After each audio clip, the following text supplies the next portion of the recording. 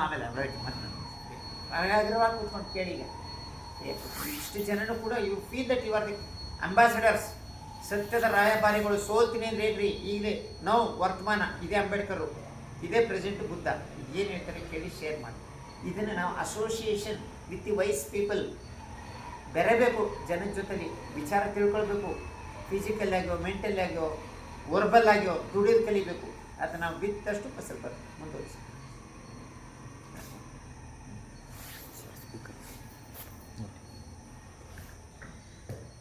ನಮೋ ತಸ್ಸ ಭಗವತೋ ಅರಹತೋ ಸಮ್ಮಾ ಸಂಬುದ್ಧಸ್ಸ. ಬುದ್ಧ ಧಮ್ಮ ಸಂಘಕ್ಕೆ ವಂದಿಸುತ್ತಾ ಪರಮ ಪೂಜ್ಯ ಬಾಬಾ ಸಾಹೇಬರ ಪಾದಗಳಿಗೆ ನಮಿಸುತ್ತಾ, ಪೂಜ್ಯ ಮನೋರಕಿತ ಪಂತೇಜಿಯವರ ಪಾದಗಳಿಗೆ ನಮಿಸುತ್ತಾ, ಬಂಧುಗಳೇ, ಇವತ್ತಿನ ಒಂದು ಧಮ್ಮದ ಒಂದು ಸೂಕ್ತವನ್ನು ನಾನು ನಿಮಗೆ ಹೇಳಲಿದ್ದೇನೆ. ಬೆಳಗಿನಿಂದ ನಾವು ಬುದ್ಧ ವಂದನೆ, ಧಮ್ಮ ವಂದನೆ, ಸಂಘ ವಂದನೆ ಮಾಡಿ ತ್ರಿಶರಣ ಪಂಚಶೀಲಗಳನ್ನ ತೆಗೆದುಕೊಂಡು ಶ್ರದ್ಧೆಯನ್ನು ಜಾಸ್ತಿ ಮಾಡಿದ್ದೇವೆ. ಹಾಗೆಯೇ ಧ್ಯಾನವನ್ನು ಮಾಡಿ ನಮ್ಮ ಮನಸ್ಸನ್ನು ಬೆಳೆಸ್ತಾ ಇದ್ದೇವೆ. ಹೀಗೆ ಈಗ ಒಂದು ಧಮ್ಮ ಚರ್ಚೆಯನ್ನು ಮಾಡಿ ಸತ್ಯದ ಮಾರ್ಗವನ್ನು ನಾವು ಪ್ರಜ್ಞೆಯನ್ನು ಬೆಳೆಸಲಿಕ್ಕೆ ಪ್ರಯತ್ನ ಮಾಡೋಣ. ಓಕೆ, ಇವತ್ತು ಒಂದು ಸುಂದರವಾದ ಸುತ್ತದ ಬಗ್ಗೆ ಹೇಳ್ತೀನಿ. ಇದನ್ನು ಒಂದು ವರ್ಷದ ಹಿಂದೆ ನಾನು ಹೇಳಿದ್ದೆ ಅಂತ ಅನಿಸುತ್ತೆ. ದಟ್ಟಬ್ಬ ಸುತ್ತ. ದಟ್ಟಬ್ಬ ಅಂತಂದರೆ ಅಂಗುತ್ತರ ನಿಕಾಯದಲ್ಲಿ ಬರ್ತದೆ, ಮತ್ತು ಬಲವಗ್ಗದಲ್ಲೂ ಕೂಡ ಸುಮಾರು ಇದು ಬರ್ತದೆ ಧಮ್ಮಬುದ್ಧದಲ್ಲಿ. ಓಕೆ, ದಟ್ಟಬ್ಬ ಅಂತಂದರೆ ಪಾಳಿಯಲ್ಲಿ ಕನ್ನಡಕ್ಕೆ ಅನುವಾದ ಮಾಡಿದ್ರೆ ಅದನ್ನು ದರ್ಶನ ಮಾಡಬೇಕಾದಂತಹ ಒಂದು ಸುತ್ತ. ಏನನ್ನು ದರ್ಶನ ಮಾಡಬೇಕು ಅದನ್ನು ನಾನು ಹೇಳ್ತೇನೆ. ಓಕೆ, ಏನನ್ನು ನೋಡಬೇಕಾದದ್ದು.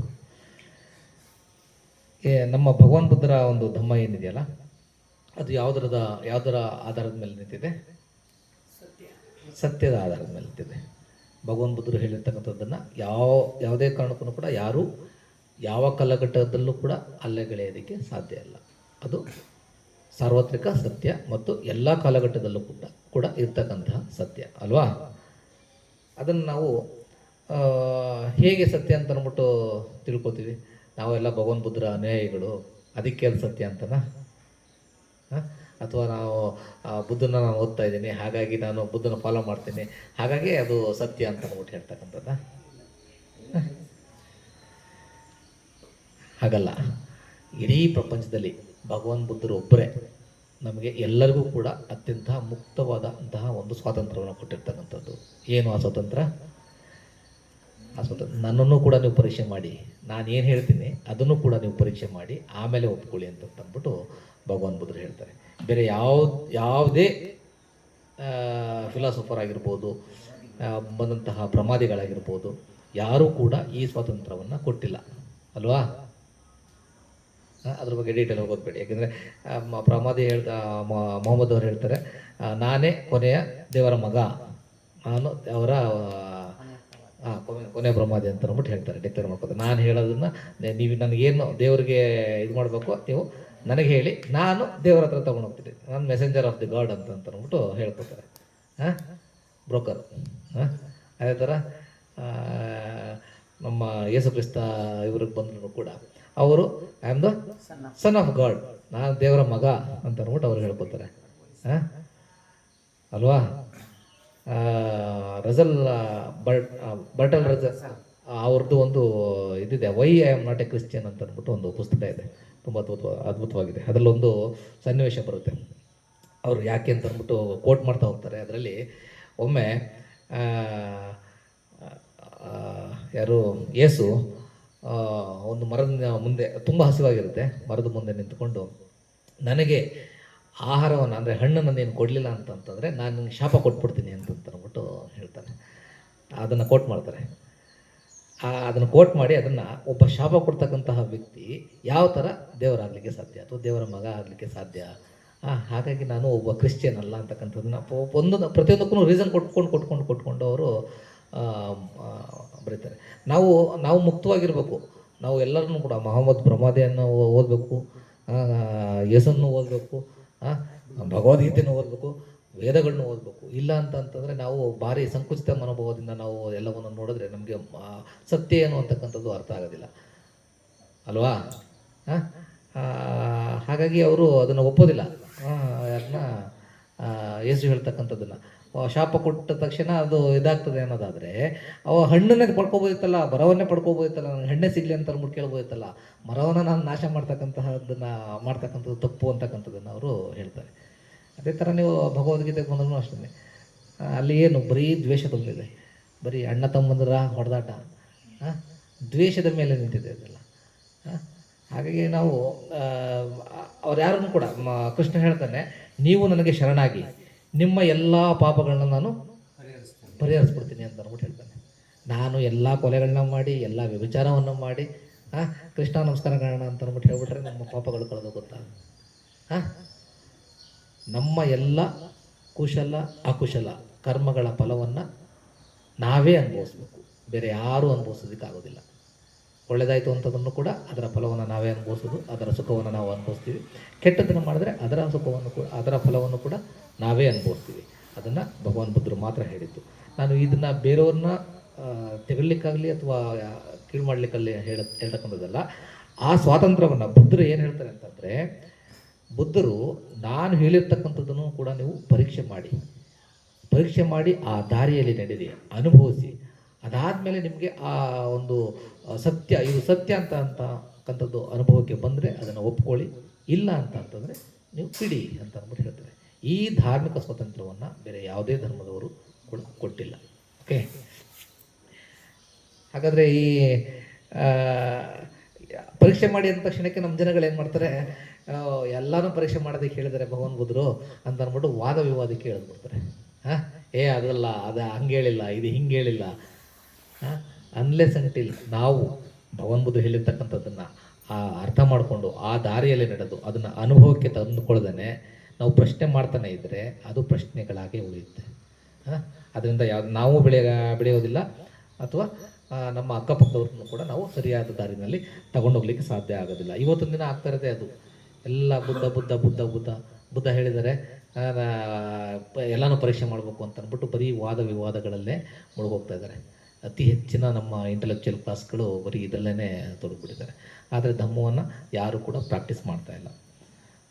ಬುದ್ಧ ಧಮ್ಮ ಸಂಘದಲ್ಲಿ ಶರಣಾಗಿ ಅಂತಂತಂದರೆ, ಶರಣ ಹೋಗೋದು ಅಂದ ತಕ್ಷಣಕ್ಕೆ ಅವರು ಅಲ್ಲಿಗೆ ಸರೆಂಡರ್ ಅಂದ ತಕ್ಷಣ ಇಲ್ಲ, ಸರೆಂಡರ್ ಆಗಬಾರ್ದು, ನಾವು ಪರೀಕ್ಷೆ ಮಾಡಬೇಕು ಅಂತಕ್ಕಂತಹ ಒಂದು ಇದನ್ನು. ಬುದ್ಧ ಧಮ್ಮ ಸಂಘದಲ್ಲಿ ಶರಣ ಹೋಗೋದು ಅಂತಂದರೆ, ನಾವು ಪದೇ ಪದೇ ಹೇಳ್ತಾ ಇರ್ತೀನಿ, ಬುದ್ಧರ ಗುಣ, ಧಮ್ಮದ ಗುಣ, ಸಂಘದ ಗುಣಕ್ಕೆ ಶರಣಾಗ್ತಕ್ಕಂಥದ್ದು, ಯಾವುದೇ ವ್ಯಕ್ತಿಗಲ್ಲ. ಬುದ್ಧ ಅಂತಂದರೆ ಅದೊಂದು ಸ್ಥಿತಿ, ಬುದ್ಧತ್ವ ಅಂತಂದರೆ ಅದೊಂದು ಸ್ಥಿತಿ, ಅದು ವ್ಯಕ್ತಿ ಅಲ್ಲ. ಓಕೆ, ಅವರು ಮನುಷ್ಯನಾಗಿ ಹುಟ್ಟಿ ಬುದ್ಧತ್ವವನ್ನು ಪಡೆದುಕೊಂಡಂತಹ ವ್ಯಕ್ತಿ. ಅವರ ಗುಣಗಳಿಗೆ ನಾನು ಶರಣ ಹೋಗ್ತೀನಿ. ಯಾಕೆ ಶರಣ ಹೋಗಬೇಕು? ಆ ಗುಣಗಳನ್ನು ನೀವು ಬೆಳೆಸ್ಕೊಳ್ಳಿಕ್ಕೆ, ನಿಮ್ಮಲ್ಲಿ ಬೆಳೆಸ್ಕೊಳ್ಳಿಕ್ಕೆ. ಧಮ್ಮದ ಗುಣಗಳಿಗೆ ನಾನು ಶರಣ ಹೋಗ್ತೀನಿ. ಯಾಕೆಂದರೆ ಧಮ್ಮದ ಮಾರ್ಗದಲ್ಲಿ, ಸತ್ಯದ ಮಾರ್ಗದಲ್ಲಿ ನಡೀಲಿಕ್ಕೆ ನಾನು ಶರಣ ಹೋಗ್ತೀನಿ. ಹಾಗೆ ಸಂಘದ ಗುಣಗಳಿಗೆ ನಾನು ಶರಣ ಹೋಗ್ತೀನಿ. ಯಾಕೆ ಶರಣ ಹೋಗ್ತೀನಿ ಅಂದರೆ, ಈ ಧಮ್ಮ ನಮಗೆ 2500 ವರ್ಷಗಳಿಂದ ಇಲ್ಲಿವರೆಗೂ ಕೂಡ ನಮ್ಮವರೆಗೂ ಕೊಂಡು ಬಂದಿದ್ದಾರೆ ಈ ಸತ್ಯದ ಮಾರ್ಗವನ್ನು. ಹಾಗಾಗಿ ಅವರ ಗುಣಗಳಿಗೆ ನಾನು ಶರಣ ಹೋಗ್ತೀನಿ ಅಂತಕ್ಕಂಥದ್ದನ್ನು ನಾವು ಅರ್ಥ ಮಾಡ್ಕೋಬೇಕು. ವಾದ ವಿವಾದ ಮಾಡಲಿಕ್ಕಲ್ಲ. ಓಕೆ, ಈ ಸತ್ಯದ ಮಾರ್ಗವನ್ನು ನಮ್ಮ ಅನುಭವಕ್ಕೆ ತಂದ್ಕೋಬೋದು ಅಲ್ವಾ. ಶೀಲ ಫಾಲೋ ಮಾಡಿದ್ರೆ ಒಂದು ದಿನ ಫಾಲೋ ಮಾಡಿ ನೋಡಿ, ನೀವು ಎಷ್ಟು ಸಂತೋಷವಾಗಿರ್ತೀರ, ಎಷ್ಟು ಒಂದು ಬಲ ಬರ್ತದೆ ಅಂತ.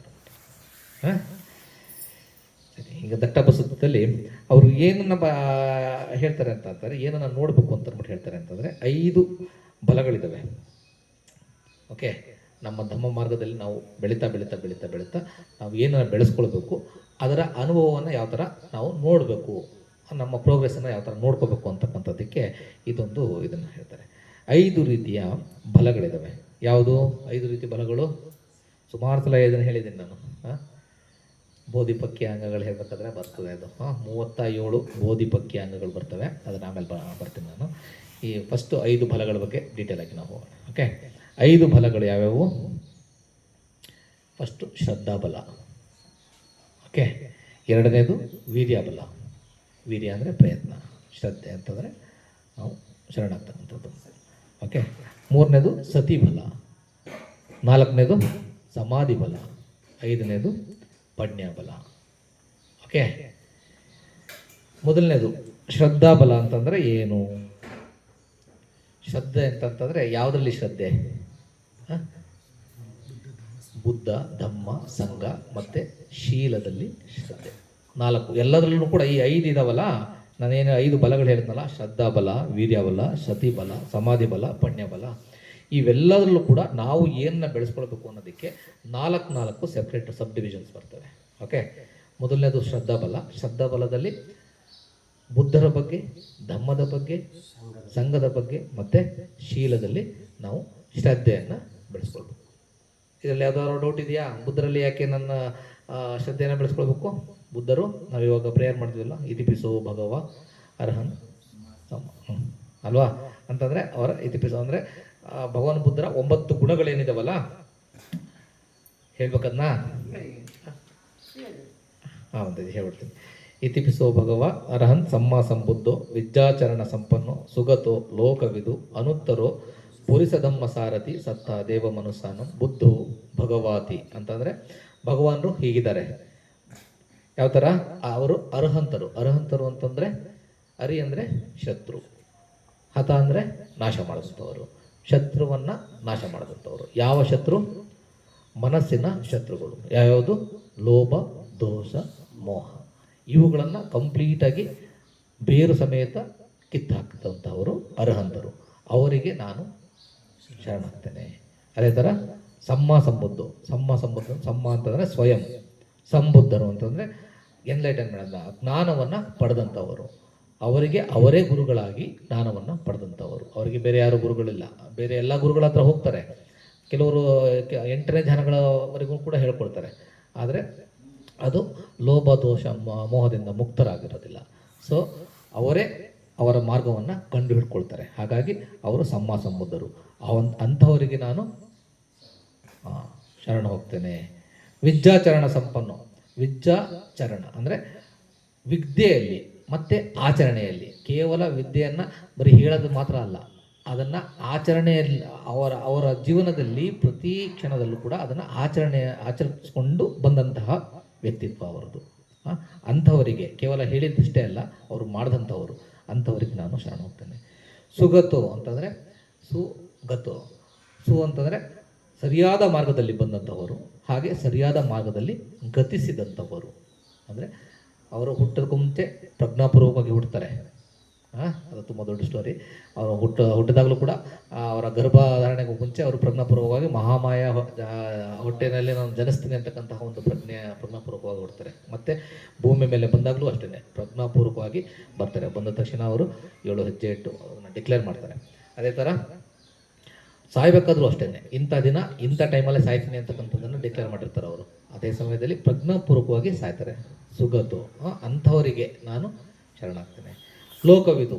ಎಲ್ಲ ಲೋಕಗಳನ್ನು ತಿಳಿದಂಥವರು ಲೋಕವಿದು ಅಂತಂದರೆ ನಮ್ಮ ಲೋಕ ಅಷ್ಟೇ ಅಲ್ಲ, ಪ್ರಾಣಿ ಲೋಕ, ಕೆಳಸ್ತರದ ಲೋಕ, ಮೇಲ್ಸ್ತರದ ಲೋಕ, ಎಲ್ಲ 37 ಲೋಕಗಳನ್ನು ಅವರು ಕಂಪ್ಲೀಟಾಗಿ ತಿಳಿದುಕೊಂಡಂಥವರು. ಕೇವಲ ತಿಳಿದುಕೊಳ್ಳಲಿಲ್ಲ, ಅಲ್ಲಿ ಜೀವನ ವ್ಯವಸ್ಥೆ, ಅಲ್ಲಿಯ ಯಾಕೆ ಈ ದುಃಖ ಚಕ್ರ ಯಾವ ಥರ ಕೆಲಸ ಮಾಡುತ್ತೆ ಅಂದರೆ, ದುಃಖ ಚಕ್ರ ಅಂದರೆ ಪಟಿಚ್ಚ ಸಮುಪಾದ ಯಾವ ಥರ ಕೆಲಸ ಮಾಡುತ್ತೆ ಅದನ್ನು ಕಂಪ್ಲೀಟಾಗಿ ತಿಳಿದಂಥವರು. ಅಂಥವರಿಗೆ ನಾನು ಶರಣ ಹೋಗ್ತೇನೆ. ಮತ್ತು ಅನುತ್ತರೋ ಪುರಿಸ ಧಮ್ಮ ಸಾರಥಿ ಅಂದರೆ ಸಾಟಿ ಇಲ್ಲದಂತಹ ಒಬ್ಬ ಸಾರಥಿ. ಯಾವ ಸಾರಥಿ? ಧಮ್ಮ ಸಾರಥಿ.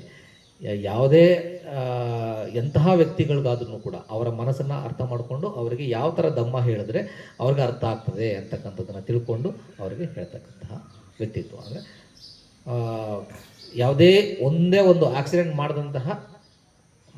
ಮಾಡದೇ ಇರ್ತಕ್ಕಂತಹ ಒಬ್ಬ ಡ್ರೈವರ್, ಮಾರ್ಗದರ್ಶಿ. ಅವರ ಗಾಡಿಯಲ್ಲಿ ಕೂತ್ಕೊಂಡ್ರೆ ಡೆಫಿನೆಟಾಗಿ ಆಕ್ಸಿಡೆಂಟ್ ಆಗಲ್ಲ. Destination is guaranteed. ಅವರ ಅಂತಹ ಒಬ್ಬ ಸಾರಥಿ. ಅಂಥವರಿಗೆ ನಾನು ಶರಣಾಗ್ತೇನೆ. ಸತ್ತ ದೇವ ಮನುಸಾನು ಅಂತಂದರೆ ಎಲ್ಲ ದೇವತೆಗಳಿಗೆ, ಮನುಷ್ಯರಿಗೆ ಮತ್ತು ದೇವತೆಗಳಿಗೆ ಎಲ್ಲರಿಗೂ ಕೂಡ ದೇವಮಾನವರಿಗೆ ಗುರುಗಳು. ಕೇವಲ ಮನುಷ್ಯರಿಗಷ್ಟೇ ಅಲ್ಲ, ದೇವತೆಗಳಿಗೂ ಕೂಡ ಅವರು ಬೋಧನೆಯನ್ನು ಮಾಡ್ತಾರೆ. ಬುದ್ಧೋ ಭಗವಾತಿ ಅಂದರೆ ಬುದ್ಧ ಅಂತಂದರೆ ಬುದ್ಧತ್ವ ಅಂತಕ್ಕಂಥದ್ದು ಒಂದು ಸ್ಥಿತಿ, ಅಲ್ಲಿ ಎನ್ಲೈಟೆಂಡ್. ಓಕೆ, ಬುದ್ಧರು ಅಂತಂತಂದರೆ ಭಗವ ಅಂತಂತಂದರೆ ಭಗವಂತ ಅಂತಕ್ಕಂತಹ ಟರ್ಮ್ ಬಂದಿದ್ದು ಬುದ್ಧನಿಂದ, ಬೇರೆಯವರಿಂದ ಅಲ್ಲ. ಓಕೆ, ಅದು ಆಮೇಲೆ ಹೈಜಾಕ್ ಮಾಡಿರೋದು ಬೇರೆ ಇದಕ್ಕೆ. ಭಗವ ಅಂತಕ್ಕಂತಹದ್ದು ಮೊದಲು ಟರ್ಮ್ ಆಗಿದ್ದು ಬುದ್ಧರ ಕಾಲದಲ್ಲಿ. ಭಗವ ಅಂತಂದರೆ ಬಗ್ಗರಾಗು, ಬಗ್ಗದೋಸು, ಬಗ್ಗಮೋಹ ಅಂತಂದರೆ ಎಲ್ಲ ರಾಗಗಳಿಂದ, ಮೋಹಗಳಿಂದ ಮತ್ತು ದ್ವೇಷಗಳಿಂದ ಕಂಪ್ಲೀಟಾಗಿ ಮುಕ್ತರಾದಂಥವರನ್ನು ಭಗವಂತರು ಅಂತ ಅಂದ್ಬಿಟ್ಟು ಕರಿತೀವಿ. ಅಂಥವರಿಗೆ ನಾನು ಶರಣಾಗ್ತೇನೆ ಅಂತಕ್ಕಂಥದ್ದು. ಓಕೆ, ಈ ಅವರಲ್ಲಿ ಇಂತಹ ಗುಣಗಳಿದ್ದಂಥವರಲ್ಲಿ ನಾನು ಶ್ರದ್ಧೆಯನ್ನು ಬೆಳೆಸ್ಕೊಳ್ತೇನೆ. ಶ್ರದ್ಧೆ ಬರುತ್ತಾ ಇಲ್ವೋ ಇಂತಹ ಗುಣಗಳಿದ್ದಾಗ ಅವರ ಮೇಲೆ? ಇದು ಅಂಧಶ್ರದ್ಧೆ ಅಲ್ಲ, ಇಂಥ ಗುಣಗಳಿದ್ದಾವೆ. ಆ ಗುಣಗಳನ್ನು ನನ್ನಲ್ಲಿ ನಾನು ಬೆಳೆಸ್ಕೊಳ್ಳಿಕ್ಕೆ ಪ್ರಯತ್ನ ಪಡ್ತೇನೆ. ಆ ಶ್ರದ್ಧೆ ಜಾಸ್ತಿ ಆದಷ್ಟು ನನ್ನಲ್ಲಿ ಆ ಗುಣಗಳನ್ನ ತರಲಿಕ್ಕೆ ಪ್ರಯತ್ನ ಪಡ್ತೇನೆ ಅಂತಕ್ಕಂಥದ್ದು. ಅದೇ ಥರ ಧಮ್ಮದ 6 ಗುಣಗಳು ಯಾವ್ಯಾವುದು? ಸ್ವಾಕಾತೋ ಭಗವತ ಧಮ್ಮು, ಸಂದಿಟ್ಟಿಕೋ ಅಕಾಲಿಕೋ ಏಹಿ ಪಸಿಕೋ ಓಪನೈಕೋ ಪಚ್ಚತ್ತಂ ವೇದಿತಬ್ಬೋ ವಿನ್ಯುಹೇತಿ. ಡೀಟೇಲ್ ಹೋಗೋದಿಲ್ಲ. ಸ್ವಕಾತೋ ಭಗವತ ಧಮ್ಮ ಅಂತಂದರೆ ಬನ್ನಿ ನೀವೇ ನೋಡಿ, ಸ್ವತಃ ನೀವೇ ಬಂದು ನನ್ನ ಧಮ್ಮವನ್ನು ನೋಡಿ ಅನುಭವಿಸಿ ಅದನ್ನು ಪರೀಕ್ಷೆ ಮಾಡಿ ಒಪ್ಕೊಳ್ಳಿ ಅಂತಕ್ಕಂತಹ ಒಂದು ಇದನ್ನು ಹೇಳ್ತಾರೆ. ನಾವು ಎಲ್ಲರೂ ಕೂಡ ಈ ದಾರಿಯಲ್ಲಿ ನಡೆದರೆ, ಅದನ್ನು ಪರೀಕ್ಷೆ ಮಾಡಿ ನಡೆದರೆ ಖಂಡಿತವಾಗ್ಲೂ ಕೂಡ ಸರಿಯಾದ ದಾರಿ ಅಂತಕ್ಕಂಥದ್ದು ನಮ್ಮ ಗಮನಕ್ಕೆ ಬರ್ತದೆ. ಅದೇ ಥರ ಸಂಘದ 9 ಗುಣಗಳಿದ್ದಾವೆ. ಇವೆಲ್ಲವೂ ಈ ಸಂಘದ 9 ಗುಣಗಳು ಕೂಡ ನಮ್ಮ ಶ್ರದ್ಧೆಯನ್ನು ಜಾಸ್ತಿ ಮಾಡಲಿಕ್ಕೋಸ್ಕರ ಇರ್ತಕ್ಕಂಥವು. ಹಾಗಾಗಿ ಇವುಗಳಲ್ಲಿ ನಾವು ಶ್ರದ್ಧೆಯನ್ನು ಬೆಳೆಸ್ತಾ ಇತ್ತು ಅಂತ ಅಂದರೆ, ಹಾಗೆ ಕೊನೆಯದು 4ನೇದು ಯಾವುದು ಅಂಶ?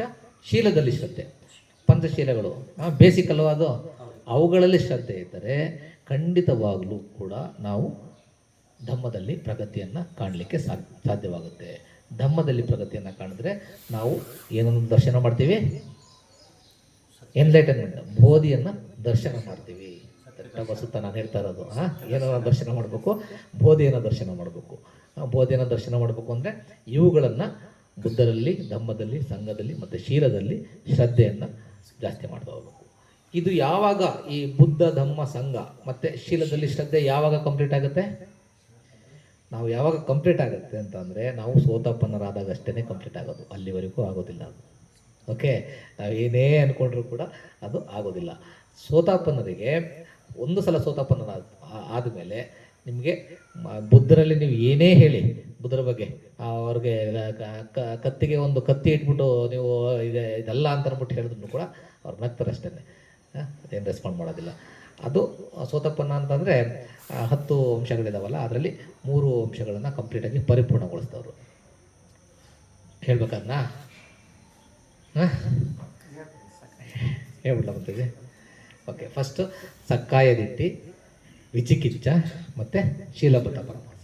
ಓಕೆ, ಸಕ್ಕಾಯ ದಿಟ್ಟಿ ಅಂತಂದರೆ ಸರಿಯಾದ ದೃಷ್ಟಿಕೋನ ಅಂದರೆ ನಾನು, ನನ್ನ ದೇಹ, ನನ್ನ ಒಂದು ಇದು ಅಂತಕ್ಕಂತಹ ಭ್ರಾಂತಿಯಿಂದ ಹೊರಗೆ ಬಂದಿರ್ತಕ್ಕಂಥದ್ದು. ಓಕೆ, ಸಕ್ಕಾಯ ದಿಟ್ಟಿ ಆ ದೃಷ್ಟಿಕೋನಗಳಿಂದ ಹೊರಗೆ ಬಂದಿರ್ತಕ್ಕಂಥದ್ದು. ಮತ್ತು ಸಂದೇಹ, ವಿಚಿಕಿಚ್ಚ ಅಂತಂದರೆ ಸಂದೇಹ, ಸ್ಕೆಪ್ಟಿಕಲ್ ಡೌಟ್ಸನ್ನು ಕಂಪ್ಲೀಟಾಗಿ ನಾಶ ಮಾಡಿದೆ. ಯಾವುದು ಸ್ಕೆಪ್ಟಿಕಲ್ ಡೌಟ್ಸು? ಬುದ್ಧರಿಗೆ ಜ್ಞಾನೋದಯ ಆಗಿತ್ತಾ, ಜ್ಞಾನೋದಯ ಆಗಿತ್ತಾ ಅಂತಕ್ಕಂತಹ ಡೌಟು. ಮತ್ತು ಧಮ್ಮ ಮಾರ್ಗದಲ್ಲಿ ನಡೆದ್ರೆ ನನಗೆ ಒಳ್ಳೆಯ ಇದು ಸಿಗುತ್ತಾ, ಮತ್ತು ಸಂಘ ಅಂತಕ್ಕಂಥದ್ದು ಇದೆಯಾ, ಈ ಥರ ಡೌಟ್ಸನ್ನು ಇಟ್ಕೊಳ್ತಕ್ಕಂಥದ್ದು ಸ್ಕೆಪ್ಟಿಕಲ್ ಡೌಟು. ಅದು ಯಾವುದೂ ಇರೋದಿಲ್ಲ ಅವರಿಗೆ. ಮತ್ತು ಶೀಲಬದ್ಧ ಪರಮಾಸ ಅಂದರೆ ಸಂಪ್ರದಾಯಗಳಿಗೆ ಅಂಟ್ಕೊಳ್ತಕ್ಕಂಥದ್ದು. ನಾನು ಬಲಿ ಕೊಟ್ಟರೆ ನನಗೆ ಒಳ್ಳೆಯದಾಗುತ್ತೆ, ಅಥವಾ ಹರಕೆ ಮಾಡಿಕೊಂಡ್ರೆ ಒಳ್ಳೆಯದಾಗುತ್ತೆ, ಹೋಗ್ಬಿಟ್ಟು ಎಲೆಗಳ ಮೇಲೆ ಹೊರಡಿದ್ರೆ ಒಳ್ಳೆಯದಾಗುತ್ತೆ ಅಂತಕ್ಕಂತಹ ಒಂದು ದೃಷ್ಟಿಕೋನಗಳಿದಾವಲ್ಲ, ಅವುಗಳಿಂದ ಕಂಪ್ಲೀಟಾಗಿ ಮುಕ್ತರಾಗಿರ್ತಾರೆ ಯಾರು? ಸೋತಪ್ಪನ್ನರಾದವರು. ಓಕೆ, ಸೋತಪ್ಪನ್ನರಾದಾಗಲೇ ನಮಗೆ ಈ 4 ಅಂದರೆ ಶ್ರದ್ಧೆ ಕಂಪ್ಲೀಟಾಗಿ ಪರಿಪೂರ್ಣ ಆಗಿರುತ್ತೆ. ಓಕೆ, ಅಲ್ಲಿವರೆಗೂ ಆಗೋದಿಲ್ಲ. ಓಕೆ, ಈ ಧಮ್ಮ ಇದೆಯಲ್ಲ, ಧಮ್ಮ ಬುದ್ಧರು ಒಂದು ಸಂದರ್ಭದಲ್ಲಿ ಹೇಳ್ತಾರೆ, ಸಮ್ಯಕ್ ಬುದ್ಧರ ಉದಯ ಆಯಿತು ಅಂತ ಅಂದರೆ, ಯಾವುದೇ ಸಮ್ಯಕ್ ಸಂಬುದ್ಧರ ಉದಯ ಆಗಲಿ, ಹಿಂದಿನ ಬುದ್ಧರಿರ್ಬೋದು ಅಥವಾ ಮುಂದೆ ಬರ್ತಕ್ಕಂತಹ ಬುದ್ಧರಿರ್ಬೋದು, ಅವರು ಹೇಳ್ತಕ್ಕಂತಹ ಧಮ್ಮ ಕೇವಲ ಪರಿಪೂರ್ಣ, ಕೇವಲ ಪರಿಶುದ್ಧಂ. ಅವರು ಅದು ಕಂಪ್ಲೀಟಾಗಿರ್ತದೆ, ಪರಿಪೂರ್ಣವಾಗಿರ್ತದೆ ಮತ್ತು ಪರಿಶುದ್ಧವಾಗಿರ್ತದೆ. ಯಾವುದೇ ಆ್ಯಂಗಲಿಂದನೂ ಕೂಡ ಅದರಲ್ಲಿ ತಪ್ಪನ್ನು ನಾವು ಕಂಡುಹಿಡಲಿಕ್ಕೆ ಆಗೋದಿಲ್ಲ. ಒಂದು ಮತ್ತು ಅಷ್ಟೇ ಶುದ್ಧವಾಗಿರ್ತದೆ. ಹಿಂದಿನ ಬುದ್ಧರಿರ್ಬೋದು ಮತ್ತು ಮುಂದೆ ಬರ್ತಕ್ಕಂತಹ ಬುದ್ಧರುಗಳಿರ್ಬೋದು. ಓಕೆ, ಇದರಲ್ಲಿ ಯಾವ್ದಾದ್ರು ಅನುಮಾನ ಇದೆಯಾ? ಯಾವುದು? ಮೊದಲನೇದು ಶ್ರದ್ಧೆ. ಶ್ರದ್ಧೆಯಲ್ಲಿ 4 ಅಂಗಗಳು ಯಾವುದು? ಬುದ್ಧರಲ್ಲಿ ಶ್ರದ್ಧೆ, ಧಮ್ಮದಲ್ಲಿ ಶ್ರದ್ಧೆ, ಸಂಘದಲ್ಲಿ ಶ್ರದ್ಧೆ ಮತ್ತು ಶೀಲದಲ್ಲಿ ಶ್ರದ್ಧೆ. ಶೀಲದಲ್ಲಿ ಅಂದರೆ 5 ಪಂಚಶೀಲಗಳೇನಿದಾವಲ್ಲ ಅದರಲ್ಲಿ ಅದು ಪ್ರಾಕ್ಟಿಕಲಾಗಿ ನಾವೇ ಅನ್ಬೋದು. ಕುಡಿದ್ಬಿಟ್ಟು ಒಳ್ಳೆ ಕೆಲಸ ಮಾಡೋಕ್ಕಾಗುತ್ತಾ? ಇಲ್ಲ ಅಲ್ವಾ? ಹಾಗೆ ಇದ್ದಾಗಲೇ ಒಳ್ಳೆ ಕೆಲಸ ಮಾಡೋದು ಕಷ್ಟ. ಇನ್ನು ಕುಡಿದ ಮೇಲೆ ನಮ್ಮ ಮನಸ್ಸು ನಮ್ಮ ಕಂಟ್ರೋಲ್ ಇಲ್ಲ ಅಂತ ಅಂದಾಗ ಮಾಡಲಿಕ್ಕಾಗುತ್ತಾ? ಹಾಗೆ ಶೀಲಗಳನ್ನು ನಾವು ಯಾವಾಗ ಫಾಲೋ ಮಾಡ್ತೀವಿ ಆವಾಗ ಒಳ್ಳೆ ನಮ್ಮ ಶ್ರದ್ಧೆ ಪರಿಪೂರ್ಣ ಆಗ್ತದೆ. ಮತ್ತು ಎರಡನೇದು ಯಾವುದು? ವೀರ್ಯವಲ್ಲ. ವೀರ್ಯ ಅಂದರೆ ಪ್ರಯತ್ನ. ಯಾವ ಥರ? ಅದರಲ್ಲಿ 4 ಅಂಗಗಳಿದ್ದಾವೆ ಅಲ್ವಾ? ಇದು ಸುಮಾರು ಸಲ ಹೇಳಿದ್ದೀನಿ. ಯಾವುದು? ಮೊದಲನೇದು ಸಂವರ, ಪಹಾಣ, ಭಾವನ, ಅನುರಕ್ಷಣ. ಸಂವರ ಅಂತಂದರೆ ಕೆಟ್ಟದ್ದು ನಮ್ಮ ಮನಸ್ಸಿಗೆ ಬರದೇ ಇರ್ತಕ್ಕಂಥದ್ದನ್ನು ಬರದಂಗೆ ತಡಿತಕ್ಕಂಥದ್ದು. ಸಂವರ ಅಂದರೆ ಸಂಹಾರ ಮಾಡ್ತಕ್ಕಂಥದ್ದು. ಕೆಟ್ಟದ್ದೇನಾದ್ರು ಇವಾಗ ನಮ್ಮ ಮನೆಗೆ ಎಲ್ಲ ಬಾಗಿಲು ಹಾಕ್ಸ್ಕೊಂಡಿದ್ದೀವಿ, ಗೇಟ್ ಹಾಕ್ಸ್ಕೊಂಡಿದ್ದೀವಿ, ಅದ್ರ ಮೇಲೆ ಒಳ್ಳೆ ಕಾಸ್ಟ್ಲಿ ಲಾಕ್ ಹಾಕೋತೀವಿ. ಏನಕ್ಕೆ ಹಾಕೋತೀವಿ? ಕಳ್ಳರು ಬರದೇ ಇರಲಿ ಅಂತ ಅಂದ್ಬಿಟ್ಟು ಪ್ರಿಕಾಷನರಿ. CCTV ಹಾಕೋತೀವಿ ಅಲ್ವಾ? ಒಂದು ವೇಳೆ ಅದೆಲ್ಲನೂ ಮುರಿದು ಒಳಗೆ ಬಂದ ಅಂತ ಅಂದ್ಬಿಟ್ಟು ಇಟ್ಕೊಳ್ಳಿ, ಆವಾಗ ನಾವೇನು ಮಾಡ್ತೀವಿ? ಅವನ್ನ ಹಿಡಿದು ಪೊಲೀಸರಿಗೆ ಒಪ್ಪಿಸ್ತೀವಿ ಅಲ್ವಾ? ಇಲ್ಲ ಕಾಫಿ ಕುಡಿತಾ ಕೂತ್ಕೋತೀರ ಅಂದಿದೆ ಭಾರತ ಅಂತ. ಇಲ್ಲ, ಬುದ್ಧ ದಮ್ಮ ಇದೆಯಲ್ಲ ತುಂಬ ಪ್ರಾಕ್ಟಿಕಲ್ ದಮ್ಮ. ಆ ಸಂದರ್ಭದಲ್ಲಿ ಏನು ಮಾಡಬೇಕು ಅಂತಕ್ಕಂಥದ್ದನ್ನು ಕರೆಕ್ಟಾಗಿ ಹೇಳ್ತಾರೆ. ಓಕೆ, ಅದು ಪಹಾಣ. ಒಂದು ವೇಳೆ ನಮ್ಮ ಮನಸ್ಸಿನಲ್ಲಿ ಅಕುಶಲಗಳು ಆಲ್ರೆಡಿ ಬಂದಿದ್ರೆ ಅದನ್ನು ತೆಗಿತಕ್ಕಂಥದ್ದಿದೆಯಲ್ಲ ಅದು ಪಹಾಣ. ಮನಸ್ಸಿನಲ್ಲಿ ಇಲ್ಲದೆ ಇರ್ತಕ್ಕಂತಹ ಅಂದರೆ ಬರ್ತಾ ಇರ್ತಕ್ಕಂತಹ ಕೆಟ್ಟ ಗುಣಗಳನ್ನು ತಡೀತಕ್ಕಂಥದ್ದು ಸಂವರ. ಒಂದು ಸಲ ಆಲ್ರೆಡಿ ಬಂದಿರತಕ್ಕಂಥದ್ದನ್ನು ತೆಗಿತಕ್ಕಂಥದ್ದು ಪಹಾಣ. ಮತ್ತು ಹಾಗೆ ನಮ್ಮ ಮನಸ್ಸಿನಲ್ಲಿ ಒಳ್ಳೆಯದಿಲ್ಲ ಅಂತ ಅಂದ್ಕೊಳ್ಳಿ, ಅದನ್ನು ನಾನು ಬೆಳೆಸ್ಕೊಳ್ತಕ್ಕಂಥದ್ದಿದೆಯಲ್ಲ ಅದು ಭಾವನ. ಅದು ಹೇಗೆ ಮಾಡಬೇಕು? ಈಗ ಮಾಡ್ತಾ ಇದ್ದೀವಲ್ಲ ನಾವೆಲ್ಲ ಧ್ಯಾನ ಮಾಡೋದ್ರ ಮೂಲಕ ಮತ್ತು ಧಮ್ಮ ಚರ್ಚೆಯನ್ನು ಮಾಡೋದ್ರ ಮೂಲಕ ನಮ್ಮ ಮನಸ್ಸನ್ನು ನಾವು ಬೆಳೆಸ್ಕೊಳ್ಬೇಕು. 4ನೇದು ಅನುರಕ್ಷಣ. ಅನುರಕ್ಷಣ ಅಂತಂದರೆ ಆಲ್ರೆಡಿ ನಮ್ಮಲ್ಲಿ ಒಳ್ಳೆಯದಿದೆ ಅಂತಂದರೆ ಅದನ್ನು ನಾವು ರಕ್ಷಣೆ ಮಾಡ್ಕೊಳ್ಬೇಕು. ಅದಕ್ಕೂ ಕೂಡ ನಾವು ಪ್ರಯತ್ನ ಪಡಬೇಕು. ಇಲ್ಲ ಅಂತಂದರೆ ರಕ್ಷಣೆ ಮಾಡ್ಕೊಳ್ಳಿಲ್ಲ ಅಂತಂದರೆ ಹೋಗ್ಬಿಡುತ್ತೆ ಅಲ್ವಾ? ನಮ್ಮಲ್ಲಿ ಒಳ್ಳೆತನ ಆಲ್ರೆಡಿ ಇದ್ದರೆ ಅದನ್ನು ಕೂಡ ನಾವು ರಕ್ಷಣೆ ಮಾಡ್ಕೋಬೇಕು. ಹೇಗೆ? ಕೋಪ, ದ್ವೇಷ ನಮ್ಮ ಮನಸ್ಸಿನಲ್ಲೇ ಇಟ್ಕೋಬಾರ್ದು ಅಲ್ವಾ? ಅದಕ್ಕೆ ಜಸ್ಟಿಫಿಕೇಶನ್ ಕೊಡೋದನ್ನು ಕೂಡ ತಪ್ಪು. ಎಂಥದೇ ಸಂದರ್ಭ ಇದ್ರೂ ಕೂಡ ನಾವು ಕೋಪಕ್ಕೆ ನಾವು ಜಸ್ಟಿಫಿಕೇಶನ್ ಕೊಟ್ಟರೆ ಅದು ತಪ್ಪಾಗ್ತದೆ. ಕೋಪ ಇದೆ ಒಪ್ಕೊಳ್ಬೇಕು, ಅದನ್ನು ತೆಗಿಲಿಕ್ಕೆ ನಾವು ಪ್ರಯತ್ನ ಮಾಡಬೇಕು. ಅದೇ ಸರಿ ಅಂತ ಅಂದ್ಬಿಟ್ಟು ನಾವು ಇಟ್ಕೊಂಡ್ರೆ ಯಾರ ಮನಸ್ಸು ಹಾಳಾಗತ್ತೆ ಅಲ್ವಾ? ನಾವೇ ಬೆಂದು ಹೋಗೋದು. ಕೋಪ, ದ್ವೇಷ ಅವೆಲ್ಲ ಆ ಕ್ಷಣದಲ್ಲಿ ನಾವು ಸುಖವಾಗಿರ್ಲಿಕ್ಕೆ ಸಾಧ್ಯನೇ ಇಲ್ಲ. ಕೋಪ ಇದ್ದಾಗ ನಾವು ಸುಖವಾಗಿದ್ದೀವಿ ಅಂತ ಅಂದ್ಬಿಟ್ಟು ಯಾರು ಹೇಳ್ಕೊಳ್ಲಿಕ್ಕಾಗತ್ತಾ? ಆ ಕೋಪದಲ್ಲಿ ಸಂತೋಷನೂ ಕಾಣ್ಲಿಕ್ಕಾಗತ್ತಾ? ಆ ಸಂದರ್ಭದಲ್ಲಿ ಅದು ನಮ್ಮನ್ನು ಸಾಯಿಸುತ್ತಾ ಇರುತ್ತೆ, ಸುಡುತ್ತಾ ಇರುತ್ತೆ. ಓಕೆ, ಇವು 4 ವೀರ್ಯಬಲ. ಮೊದಲನೇದು ಶ್ರದ್ಧೆ, 2ನೇದು ವೀರ್ಯ, 3ನೇದು ಸತಿಬಲ. ಸತಿಬಲ ಅಂತಂದರೆ ಸತಿ ಅಂತಂದ್ರೆ ಏನು? ಅಟ್ ದಿಸ್ ಮೂಮೆಂಟ್ ಏನಾಗ್ತಾ ಇದೆ ಅಂತಕ್ಕಂತಹದ್ದು ಅಂದರೆ ಜಾಗೃತ ಭಾವ. ಜಾಗೃತ ಭಾವವನ್ನು ನಾವು ಯಾವುದರಲ್ಲಿ ಜಾಸ್ತಿ ಮಾಡ್ತಾ ಹೋಗ್ತೀವಿ? ಯಾವುದ್ರಲ್ಲಿ ನೋಡಬೇಕು? ಜಾಗೃತ ಭಾವವನ್ನು ಜಾಸ್ತಿ ಮಾಡಬೇಕು ಅಂತಂದರೆ ಯಾವುದ್ರಲ್ಲಿ ಸಾಧ್ಯ? ಧ್ಯಾನದಲ್ಲಿ ಅಂತಂದರೆ ಅದರಲ್ಲಿ 4 ಥರದ ಸತಿಗಳು ಬರ್ತವೆ. ಅದರಲ್ಲಿ ಕಾಯಾನುಪಸನ, ವೇದಾನುಪಸನ, ಚಿತ್ತಾನುಪಸನ, ಧಮ್ಮಾನುಪಸನ. ಇವು 4 ನಾವು ಮಾಡ್ತಾ ನಮ್ಮ ಜಾಗೃತ ಭಾವ ಜಾಸ್ತಿ ಆಗ್ತಾ ಹೋಗುತ್ತೆ.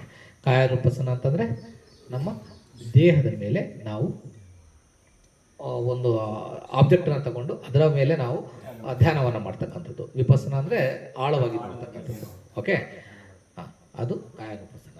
ವೇದಾನುಪಸನ ಅಂದರೆ ನಮ್ಮಲ್ಲಾಗ್ತಕ್ಕಂತಹ ಫೀಲಿಂಗ್ಸ್ ಮೇಲೆ ನಾವು ಧ್ಯಾನವನ್ನು ಮಾಡ್ತಕ್ಕಂಥದ್ದು, ಅದನ್ನು ಯಥಾರ್ಥವಾಗಿ ನೋಡ್ತಕ್ಕಂಥದ್ದು. ನಿಮ್ಮ ಯಾವ ಥರ ಫೀಲಿಂಗ್ಸ್ ಇದ್ದಾವೆ? 3 ಥರ ಫೀಲಿಂಗ್ಸು ಯಾವುದೇ ಸಂದರ್ಭದಲ್ಲಿದ್ದರೂ ಕೂಡ ಇವು 3 ಒಳಗಡೆ ಇರ್ತವೆ. ಒಂದು ಸುಖ ವೇದನೆ ಇರ್ಬೋದು, ದುಃಖ ವೇದನೆ ಇರ್ಬೋದು, ಅಥವಾ ಸುಖವೂ ಅಲ್ಲದ ದುಃಖವೂ ಅಲ್ಲದ ವೇದನೆ ಇರ್ಬೋದು. ಇವು 3 ಒಳಗಡೆ ಯಾವುದಾದ್ರು ಒಂದು ಫೀಲಿಂಗ್ ಇರುತ್ತೆ. ಅದನ್ನು ಯಥಾರ್ಥವಾಗಿ ನೋಡ್ತಾ ನಮ್ಮ ಗಮನಕ್ಕೆ ಏನು ಬರ್ತದೆ? ಅನಿತ್ಯ, ದುಃಖ, ಅನಂತ. ಓಕೆ, ಅದು ಯಾವುದೇ ವೇದನೆ ಇದ್ರೂ ಕೂಡ, ಕೂತ್ಕೊಂಡಿದ್ದೀರಾ, ಕಾಲು ನೋವು ಹೋಗ್ತಾ ಇದೆ ಅಲ್ವಾ, ಅದನ್ನೇ ಅಬ್ಸರ್ವ್ ಮಾಡ್ತಾರೆ. ಆ ನೋವು ಹಾಗೆ ಇರುತ್ತಾ? ಅದು ಒಂದು ಜಾಸ್ತಿ ಆಗುತ್ತೆ, ಇಲ್ಲ ಕಡಿಮೆ ಆಗುತ್ತೆ. ಹಾಂ, ಪ್ರತಿ ಕ್ಷಣ ಅದು ಬದಲಾವಣೆ ಆಗ್ತಾನೆ ಇದೆ. ಯಾವುದು ಬದಲಾವಣೆ ಆಗ್ತಾ ಇದೆ ಅದು ನಮಗೆ ಸಂತೋಷವನ್ನು ತರಲಿಕ್ಕೆ ಸಾಧ್ಯನಾ? ಅದು ದುಃಖವನ್ನೇ ತರತಕ್ಕಂಥದ್ದು. ಯಾವುದು ಬದಲಾಗ್ತಾ ಇದೆ ಅಂತ ಅಂದ್ಬಿಟ್ಟು ಹೇಳಾದ್ಮೇಲೆ ನಾನು, ಅದು ಪರ್ಮನೆಂಟ್ ಎಂಟಿಟಿ ಅಲ್ಲ ತಾನೆ, ಅಂದರೆ ಅದು ಅನಾತ್ಮ. ಆತ್ಮ ಇಲ್ಲ. ಆತ್ಮ ಅಂತಂದರೆ ಏನಂತ ಹೇಳ್ತಾರೆ? ಒಂದು ಪರ್ಮನೆಂಟ್ ಎಂಟಿಟಿ ಇದೆ, ಅದು ನಮ್ಮನ್ನು ನಾವು ಸತ್ತ ನಂತರ ಅದು ಪರ್ಮನೆಂಟ್ ಎಂಟಿಟಿ ಬೇರೆ ಕಡೆ ಹೋಗುತ್ತೆ. There is no permanent entity. ಅನಾತ್ಮ ಅಂತಂದರೆ ಅದು ಕೂಡ ಬದಲಾವಣೆಗೆ ಒಳಪಟ್ಟಿರ್ತಕ್ಕಂಥದ್ದು. ಸೊ ಹಾಗಾಗಿ ಪರ್ಮನೆಂಟ್ ಎಂಟಿಟಿ ಇಲ್ಲ. ಓಕೆ, ಅದು ವೇದನಾನುಪಸನ. ಹಾಗೆ ಚಿತ್ತಾನುಪಸನ. ಚಿತ್ತಾನುಪಸನ ಅಂತಂದರೆ ನಮ್ಮ ಮನಸ್ಸಿನ ಅಂಗಗಳನ್ನು ತೆಗೆದುಕೊಂಡು ನಾವು ಅದರ ಮೇಲೆ ವಿಪಸನ ಧ್ಯಾನವನ್ನು ಮಾಡ್ತಾ ಮಾಡ್ತಾ ಮಾಡ್ತಾ ಮಾಡ್ತಾ ಜಾಗೃತರಾಗ್ತಕ್ಕಂಥದ್ದು. ಮತ್ತು ಧಮ್ಮಾನುಪಸನ ಅಂದರೆ ಸತ್ಯಗಳ ಮೇಲೆ ನಾವು ಧ್ಯಾನವನ್ನು ಮಾಡ್ತಕ್ಕಂಥದ್ದು. ಯಾವುದು? 4 ಆರ್ಯ ಸತ್ಯಗಳೇನಿದಾವಲ್ಲ ಅವುಗಳ ಮೇಲೆ. ಓಕೆ, ಇವು ನಮ್ಮ ಜಾಗೃತ ಭಾವವನ್ನು ಜಾಸ್ತಿ ಮಾಡ್ತಾ ಮಾಡ್ತಾ ಮಾಡ್ತಾ ಹೋಗ್ತವೆ. ಆಯಿತಾ? 3 ಆಯ್ತಲ್ವಾ? 4ನೇದು ಸಮಾಧಿ ಬಲ. ಸಮಾಧಿ ಬಲ ಅಂತಂದರೆ ಇದನ್ನೆಲ್ಲಿ ನೋಡಬೇಕು ನಾವು? ಈಗ ಸತಿ ಬಲವನ್ನು ನಾನು ಹೇಳಿದೆ, ಶ್ರದ್ಧಾ ಬಲವನ್ನು ನಾನು ಎಲ್ಲಿ ನೋಡಬೇಕು ಅಂತ ಅಂದ್ಬಿಟ್ಟು ಹೇಳಿದೆ, ವೀರ್ಯ ಅಂದರೆ ಪ್ರಯತ್ನವನ್ನು ನಾವು ಎಲ್ಲಿ ನೋಡಬೇಕು ಅಂತ ಅಂದ್ಬಿಟ್ಟು ಹೇಳಿದೆ. ಸಮಾಧಿ ಬಲವನ್ನು ನಾವೆಲ್ಲಿ ನೋಡಬೇಕು? ಸಮಾಧಿ ಅಂತಂದರೆ ಏಕಾಗ್ರ ಭಾವ. ಧ್ಯಾನವನ್ನು ಮಾಡ್ತಾ ಮಾಡ್ತಾ ಏಕಾಗ್ರತೆಯನ್ನು ನಾವು ಗಳಿಸ್ತೀವಲ್ಲ, ಅದನ್ನು ಸಮಾಧಿ ಅಂತ ಅಂದ್ಬಿಟ್ಟಿರ್ತೀವಿ. ಈ ಸಮಾಧಿಯನ್ನು ನಾವು ನೋಡ್ತಕ್ಕಂಥದ್ದಲ್ಲಿ ಧ್ಯಾನಗಳಲ್ಲಿ ನೋಡಬೇಕು. ಧ್ಯಾನಗಳು ಅಂತಂದರೆ ಸಮಾಧಿಯ ಸ್ಟೇಜಸ್. ಓಕೆ, 4 ಸ್ಟೇಜಸ್ ಬರ್ತದೆ. ಮೊದಲನೇ ಧ್ಯಾನ, 2ನೇ ಧ್ಯಾನ, 3ನೇ ಧ್ಯಾನ, 4ನೇ ಧ್ಯಾನ. ಯಾವಾಗ ಬರ್ತದೆ? ಇವಾಗಲೇ ನಾವು ಇದನ್ನು ಸತಿಯನ್ನು ಜಾಸ್ತಿ ಮಾಡಿ ಮಾಡಿ ಮಾಡಿ ನಾವು ಮನಸ್ಸನ್ನು ಪ್ರಶಾಂತ ಮಾಡಿದ್ದೀವಿ. ಪ್ರಶಾಂತ ಮಾಡಾದ್ಮೇಲೆ ಅಷ್ಟಕ್ಕೇ ಬರೋದಿಲ್ಲ. ಆ ಪ್ರಶಾಂತವಾಗಿ ಆದಂತಹ ಮನಸ್ಸನ್ನು ನಾವು ಮತ್ತೆ ಏನಾಗ್ತಾ ಇದೆ ಅಲ್ಲಿ, ಆ ಪ್ರಶಾಂತವಾದ ಮನಸ್ಸಿನಲ್ಲಿ ಏನಾಗ್ತಾ ಇದೆ ಅಂತಕ್ಕಂಥದ್ದನ್ನು ನಾವು ನೋಡ್ತಾ ನೋಡ್ತಾ ನೋಡ್ತಾ ನೋಡ್ತಾ ಧ್ಯಾನಗಳಿಗೆ ಹೋಗ್ತೀವಿ. ಅಲ್ಲಿ ಹೋಗಬೇಕು ಅಂತಂದರೆ ಪ್ರಶಾಂತವಾದ ಮನಸ್ಸಿನಲ್ಲೂ ಕೂಡ ನಮಗೆ ಅಡೆತಡೆಗಳಿರ್ತವೆ. ಏನು ಅಡೆತಡೆಗಳು? ನಿವಾರಣಗಳು.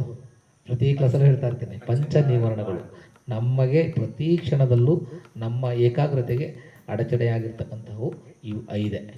ಯಾವುದು? ಮೊದಲನೇದು ಕಾಮಚ್ಛಂದ, ವ್ಯಾಪಾದ, ಧೀನಮಿದ್ದ, ಉದ್ದಚ್ಚ ಕುಕ್ಕುಚ್ಚ, ವಿಚಿಕಿಚ್ಚ. ಕಾಮಚ್ಛಂದ ಅಂದರೆ ಇಂದ್ರಿಯ ವಸ್ತುಗಳಿಗೆ ನಾವು ಅಂಟ್ಕೊಳ್ತಾ ಇರ್ತೀವಿ ಅಲ್ವಾ? ಅದು ನೀವು ಅಡೆತಡೆ ಅಲ್ವಾ? ಪ್ರತಿಕ್ಷಣ ಸಮಾಧಿಗೆ ಅಡೆತಡೆ. ಅದೇ ಥರ ವ್ಯಾಪಾದ ಅಂದರೆ ದ್ವೇಷ, ನನಗೆ ಬೇಡ ಬೇಡ ಬೇಡ ಅಥವಾ ಬೇಕು ಅಂತ. ಆ ದ್ವೇಷದ ಭಾವನೆಯನ್ನು ನಾವು ಬಿಡಬೇಕು. ಓಕೆ, ಅದು ಕೂಡ ಅಡೆತಡೆ. ಮತ್ತು ಧೀನಮಿದ್ದ. ಧೀನಮಿದ್ದ ಅಂತಂತಂದರೆ ಈ ಸೋಮಾರಿತನ, ಆಲಸ್ಯತನ. ಓಕೆ, ಆಲಸ್ಯತನ ನಮಗೆ ಎಲ್ಲದಕ್ಕೂ ದೊಡ್ಡ ಅಡೆತಡೆ. ನಾವೇನಾದ್ರು ಮಾಡಬೇಕು ಅಂತಂದರೆ ಆಮೇಲೆ ಮಾಡವ ಅಂತ ಅನ್ನೋದಿದೆಯಲ್ಲ, ಅದು ಫಸ್ಟೇ ನಮ್ಮ ಅರ್ಧ ಕೆಲಸವನ್ನು ಸ್ಟಾಪ್ ಮಾಡಿಬಿಡ್ತದೆ. ಓಕೆ, ಅದು ಅಡೆತಡೆ ಅಲ್ವಾ? ಹಾಗೆಯೇ ಉದ್ದಚ್ಚ ಕುಕ್ಕುಚ್ಚ. ಉದ್ದಚ್ಚ ಕುಕ್ಕುಚ್ಚ ಅಂದರೆ ಚಂಚಲತೆ, ತಳಮಳ. ಯಾವ ಇದು ಮಾಡಿದ್ರೆ ಏನಾದರೂ ಒಳ್ಳೇದಾಗುತ್ತಾ ಇಲ್ವಾ ಅಂತಕ್ಕಂಥ ಒಂದು ತಳಮಳಗಳು, ಗೊಂದಲಗಳು. ಓಕೆ, ಇವು ಅಡೆತಡೆ ಆಗ್ತದೆ. ಮತ್ತು ವಿಚಿಕಿಚ್ಚ ಅಂತಂತಂದರೆ ಅನುಮಾನ. ನಾನು ಧ್ಯಾನ ಕೂತ್ಕೊಂಡ ತಕ್ಷಣ ನನಗೆ ಎನ್ಲೈಟನ್ಮೆಂಟ್ ಆಗ್ಬಿಡ್ತದ, ಅಥವಾ ಏಕಾಗ್ರತೆ ನಾನು ಗಳಿಸ್ಬಿಡ್ತೀನಿ ನಾನು ಸಮಾಧಿ ಸ್ಥಿತಿಯನ್ನು. ಈ 5 ನಿವಾರಣೆಗಳೇನಿದೆವಲ್ಲ, ಇವು ಕಂಪ್ಲೀಟಾಗಿ ಕಡಿಮೆ ಆದಾಗ ಮಾತ್ರ ನಮಗೆ ಧ್ಯಾನದ ಸ್ಥಿತಿಗೆ ಹೋಗಲಿಕ್ಕೆ ಸಾಧ್ಯ. ಇದು ಕಡಿಮೆ ಆದ ತಕ್ಷಣ ಧ್ಯಾನಕ್ಕೆ ಹೋಗಲ್ಲ, ನಾವು ಮತ್ತೆ ಧ್ಯಾನ ಮಾಡ್ತಾ ಇರಬೇಕು. ಇವು ಸುಪ್ತವಾಗಿದ್ದಾಗ, ಒಂದು ಸಲ ಸುಪ್ತವಾಗಿದ್ದಾವೆ ಅಂತಂದರೆ ಇಲ್ಲಿವರೆಗೂ ಬಂದು ಧ್ಯಾನ ಮಂದಿರದ ಮುಂದೆ ಗೇಟ್ ಮುಂದೆ ನಿಂತಿದ್ದೀರಾ ಅಂತ ಅಂದ್ಬಿಟ್ಟು ಅರ್ಥ. ಇನ್ನೂ ಓಪನ್ ಆಗಿಲ್ಲ. ಆ ಗೇಟ್ ಓಪನ್ ಆಗಬೇಕು ಅಂತಂದರೆ ಧ್ಯಾನವನ್ನು ಕಂಟಿನ್ಯೂ ಮಾಡಿದ್ರೆ ಅದರಲ್ಲಿ 5 ಇದು ಬರ್ತವೆ: ವಿತಕ್ಕ, ವಿಚಾರ, ಪ್ರೀತಿ, ಸುಖ, ಉಪೇಕ್ಷ ಅಂತ ಅಂದ್ಬಿಟ್ಟು. ಓಕೆ, ವಿತಕ್ಕ ಅಂತಂದರೆ ಏನು ಆವಾಗಲೇ ಹೇಳಿದ್ನಲ್ಲ, ವಿತಕ್ಕ ಅಂತಂದರೆ ಪ್ರಶ್ನೆ ಮಾಡ್ತಕ್ಕಂತಹ ಒಂದು, ವಿಚಾರವನ್ನು ಮಾಡ್ತಕ್ಕಂತಹ ಒಂದು ಗುಣ. ಓಕೆ, ಏನಾಗ್ತಾ ಇದೆ ಅಂತಕ್ಕಂಥದ್ದನ್ನು, ಆ ವಿತಕ್ಕವನ್ನು ಕಂಪ್ಲೀಟಾಗಿ ನಾವು ಮೆಟ್ಟು ನಿಂತರೆ ಆ ವಿಚಾರನೂ ಹೊರಟೋಗ್ತದೆ. ಆಗ ಮೊದಲನೇ ಧ್ಯಾನಕ್ಕೆ ನಾವು ಎಂಟ್ರಾಗ್ತೀವಿ. ಓಕೆ, ಈ ಧ್ಯಾನಗಳನ್ನ ಪಡ್ಕೊಳ್ಬೇಕಾದ್ರೆ ಅದಕ್ಕಿಂತ ಮುಂಚೆ ನಮಗೆ ಧ್ಯಾನ ಸ್ಥಿತಿನಲ್ಲಿ ಸುಮಾರು ನಿಮಿತ್ತಗಳು ಬರ್ತವೆ. ಏಕಾಗ್ರತೆಯಲ್ಲಿ ಕಂಟಿನ್ಯೂಸ್ ಆಗಿ ಕಾನ್ಸಂಟ್ರೇಷನ್ನು ತುಂಬ ಕಂಟಿನ್ಯೂಸ್ ಆಗಿ ಸ್ಟ್ರಾಂಗ್ ಆಗಿತ್ತು ಅಂತ ಅಂದಾಗ ನಮ್ಮ ಮನಸ್ಸಿನಲ್ಲಿ ನಿಮಿತ್ತಗಳು ಬರ್ತವೆ ಕಣ್ಮುಂದೆ. ಬೆಳಕಿನ ರೂಪದಲ್ಲಿರ್ಬೋದು, ಸೂರ್ಯನ ರೂಪದಲ್ಲಿರ್ಬೋದು, ಚಂದ್ರನಂತೆ ಅಥವಾ ಮಿನುಗುವ ತಾರೆಗಳಂತೆ, ನಕ್ಷತ್ರಗಳಂತೆ, ಈ ಥರ ಬಣ್ಣದ ಬೇರೆ ಬೇರೆ ರೀತಿ ಅವರಿಗೆ ನಾವು ನಮ್ಮ ಮನಸ್ಸು ಯಾವುದಕ್ಕೆ ಕಂಡೀಷನ್ ಆಗಿರುತ್ತೆ ಆ ಥರದ ನಿಮಿತ್ತಗಳು ಬರ್ತಾ ಹೋಗ್ತವೆ. ಓಕೆ, ಆ ನಿಮಿತ್ತಗಳಿಗೆ ಅಂಟ್ಕೋಬಾರ್ದು. ಅದು ಬಂದ ತಕ್ಷಣ ನಮಗೆ ಎಷ್ಟೊಂದು ಸಲ ನಾನು ಹೈಯೆಸ್ಟ್ ಪೀಕ್ನ ಮುಟ್ಬಿಟ್ಟಿದ್ದೀನಿ ಅಂತ ಅಂದ್ಬಿಟ್ಟು ಅನ್ಸುತ್ತೆ. ಮೊದಲನೇ ಸಲ ಹೋದಾಗ ನನ್ನ ಧ್ಯಾನಕ್ಕೆ 2014-15 ಅನಿಸುತ್ತೆ. ಆ ಟೈಮಲ್ಲಿ ನನಗೆ ಆ ಥರ ಅನುಭವ ಆಗಿತ್ತು. ಆಗ ನಮಗೆ ಹೈಯೆಸ್ಟ್ ಮುಟ್ಬಿಟ್ಟಿದ್ದೀವಿ ಅಂತ ಅನ್ನೋ ಒಂದು ಫೀಲಿಂಗಲ್ಲಿ ಬಂದಿದ್ವಿ ನಾವು. ಅದಲ್ಲ, ಅದು ಬರ್ತದೆ ಹೋಗ್ತದೆ, ಅದಕ್ಕೆ ಅಂಟ್ಕೊಳ್ಬಾರ್ದು. ಓಕೆ, ಅದಾದ ನಂತರ ಅದು ಈ ಧ್ಯಾನದ ಒಂದು ಪಟಿಭಾಗ. ಓಕೆ, ಅದು ಬರುತ್ತೆ ಹೋಗುತ್ತೆ ಅದು. ಓಕೆ, ಯಾವಾಗ ಅದಕ್ಕೆ ಅಂಟ್ಕೊಳ್ದಂಗೆ ನಾವು ಕಂಟಿನ್ಯೂ ಮಾಡ್ತೀವೋ ಆಗ ನಾವು ವಿಚಾರ ಮಾಡಲಿಕ್ಕೆ ಸ್ಟಾರ್ಟ್ ಮಾಡ್ತೀವಿ. ಓಕೆ, ಸತ್ಯದ ಬಗ್ಗೆ ವಿಚಾರ ಮಾಡಲಿಕ್ಕೆ ಸ್ಟಾರ್ಟ್ ಮಾಡ್ತೀವಿ, ಅದು ಕೂಡ ಹೋಗ್ತದೆ. ಆಗ ಮೊದಲನೇ ಧ್ಯಾನಕ್ಕೆ ಎಂಟರ್ ಆಗ್ತೀವಿ. ಓಕೆ, ಮತ್ತು ವಿತರ್ಕ ಹೋಗಿದಾಗ ಒಂದು ಮೊದಲನೇ ಧ್ಯಾನ, ವಿಚಾರ ಕೂಡ ಬರ್ತದೆ. ವಿಚಾರಗಳು ಕಂಪ್ಲೀಟಾಗಿ ಹೋದಾಗ ಎರಡನೇ ಧ್ಯಾನ. ಮತ್ತು ಅದಾದ ನಂತರ ಪ್ರೀತಿ ಅಂತಂದರೆ ಬಾಳಿನಲ್ಲಿ ಕನ್ನಡಕ್ಕೆ ಮಾಡಿದ್ರೆ ಅದು ಆನಂದ.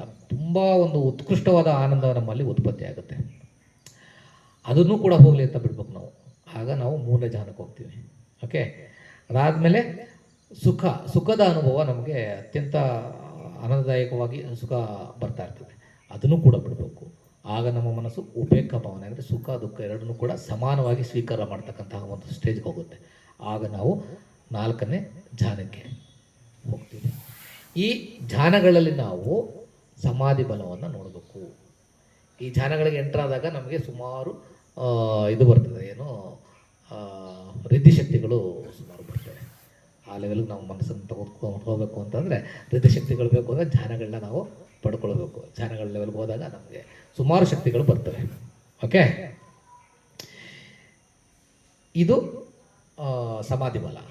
ಅದರಲ್ಲಿ 4 ಆಯ್ತಲ್ವಾ? ಯಾವುದು? ಮೊದಲನೇ ಧ್ಯಾನ, ಎರಡನೇ ಧ್ಯಾನ, ಮೂರನೇ ಧ್ಯಾನ, ನಾಲ್ಕನೇ ಧ್ಯಾನ. ಓಕೆ, ಅವುಗಳಲ್ಲಿ ನಾವು ಸಮಾಧಿ ಬಲವನ್ನು ನೋಡಬೇಕು.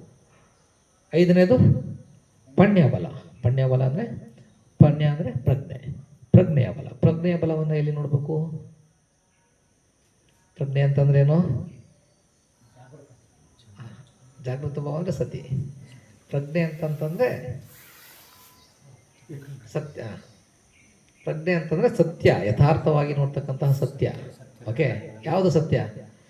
4 ಅರಿಯ ಸತ್ಯಗಳು. 4 ಅತ್ಯಂತ ಶ್ರೇಷ್ಠವಾದ, ಅರಿಯ ಅಂದರೆ ಅತ್ಯಂತ ಶ್ರೇಷ್ಠವಾದ ಸತ್ಯಗಳು. ಆರ್ಯ ಅಲ್ಲ, ಅರಿಯ ಪಾಳಿಟರು. ಓಕೆ, ಆರ್ಯ ಅಂತಕ್ಕಂಥದ್ದು ಯಾವುದೋ ಒಂದು ಜನಾಂಗಕ್ಕೆ ಸೇರ್ತಕ್ಕಂಥದ್ದು. ಅರಿಯ ಅಂತಂದರೆ ಯಾವುದು ಜನಾಂಗಕ್ಕೆ ಸೇರ್ತಕ್ಕಂಥದ್ದಲ್ಲ, ಅತ್ಯಂತ ಶ್ರೇಷ್ಠವಾದಂತಹ ಸತ್ಯ. ಯಾವುದು? ದುಃಖ ಸತ್ಯ, ದುಃಖಕ್ಕೆ ಕಾರಣ ಸತ್ಯ, ದುಃಖಕ್ಕೆ ನಿವಾರಣೆ ಸತ್ಯ. ದುಃಖ ನಿವಾರಣೆ ಆಗುತ್ತೆ ಅಲ್ವಾ? ಮತ್ತು ದುಃಖಕ್ಕೆ ನಿವಾರಣೆಗೆ ಒಂದು ಮಾರ್ಗ ಇದೆ, ಅದು ಸತ್ಯ ಅಲ್ವಾ? ಇವೆಲ್ಲ ಗೊತ್ತಲ್ವಾ? ಇದನ್ನು ಮತ್ತೆ ಡೀಟೇಲಾಗಿ ಹೋಗ್ಬೇಕಾ? ದುಃಖ ಅಂತಂದರೆ ಏನು ಅಂತ ಅಂದ್ಬಿಟ್ಟು ಗೊತ್ತು, ದುಃಖಕ್ಕೆ ಕಾರಣ ಏನು ಅಂತಂದ್ರೆ ಗೊತ್ತು ಅಲ್ವಾ?